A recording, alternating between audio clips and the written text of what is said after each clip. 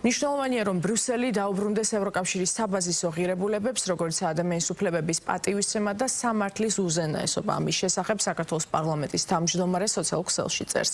გუშინ ჩვენ ვიხილეთ ბრიუსელიდან ქართულ სახელმწიფოზე თავდასხმების მთელი წყება, რაც ბოლო პერიოდში სამწუხარო ტენდენციად იქცა. ამგვარი თავდასხმები განსაკუთრებით შემაშფოთებელია იმ პირობებში, როდესაც ევროკავშირისა და მისი ზოგიერთი წევრის საბიუჯეტო თანხებიდან დადასტურებულად ფინანსდება პროპაგანდა და დეზინფორმაცია, სიძულვილის კამპანია და დემოკრატიული ინსტიტუტებისთვის ძირის გამოთხრა, პოლიტიკური ნიშნით დევნა და ექსტრემიზმი. ნაცვლად ამ ლეგიტიმურ და ფაქტებზე დაფუძნებულ კითხვებზე პასუხისა ქართველი ხალხი იღებს პოლიტიკურად მოტივირებულ თავდასხმებს, რაც წინააღმდეგობაში მოდის ევროკავშირის გაცხადებულ ღირებულებებთან.